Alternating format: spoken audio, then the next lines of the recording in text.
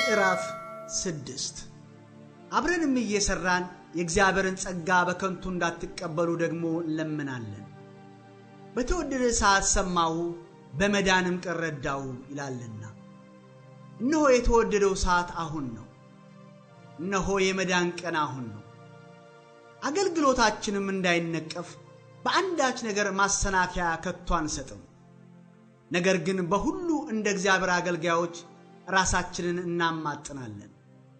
በብዙ መጽናት፣ በመከራ፣ በችግር፣ በጭንቀት፣ በመገረፍ፣ በወህኒ፣ በሁከት፣ በድካም፣ እንቅልፍ በማጣት፣ በመጦም፣ በንጽህና፣ በእውቀት፣ በትዕግስት፣ በቸርነት፣ በመንፈስ ቅዱስ፣ ግብዝነት በሌለው ፍቅር፣ በእውነት ቃል፣ በእግዚአብሔር ኃይል፣ ለቀኝና ለግራ በሚሆን በጽድቅ የጦር ዕቃ፣ በክብርና በውርደት፣ በክፉ ወሬና በመልካም ወሬ ራሳችንን እናማጥናለን።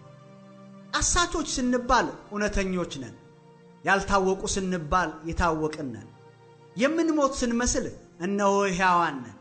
የተቀጣን ስንሆን አንገደልም። ሐዘንተኞች ስንሆን ዘወትር ደስ ይለናል።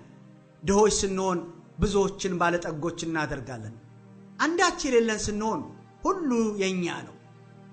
እናንተ የቆሮንጦስ ሰዎች ሆይ አፋችን ለእናንተ ተከፍቷል፣ ልባችንም ሰፍቶላችኋል። በእኛ አልጠበባችሁም፣ በሆዳችሁ ግን ጠቦባችኋል። ልጆቼ እንደመሆናችሁ ግን እላችኋለሁ፣ እናንተ ደግሞ ብድራት መልሳችሁልን ተስፋፉ። ከማያምኑ ጋር በማይመች አካሄድ አትጠመዱ። ጽድቅ ከአመፅ ጋር ምን ተካፋይነት አለውና? ብርሃንም ከጨለማ ጋር ምን ኅብረት አለው? ክርስቶስስ ከቤልሆር ጋር ምን መስማማት አለው? ወይስ የሚያምን ከማያምን ጋር ምን ክፍል አለው? ለእግዚአብሔር ቤተ መቅደስም ከጣዖት ጋር ምን መጋጠም አለው? እኛ የሕያው እግዚአብሔር ቤተ መቅደስ ነንና። እንዲሁም እግዚአብሔር ተናገረ እንዲህ ሲል፣ በእነርሱ እኖራለሁ፣ በመካከላቸውም እመላለሳለሁ፣ አምላካቸውም እሆናለሁ፣ እነርሱም ሕዝቤ ይሆናሉ። ስለዚህም ጌታ ከመካከላቸው ውጡና የተለያችሁ ሁኑ፣ ርኩስንም አትንኩ ይላል።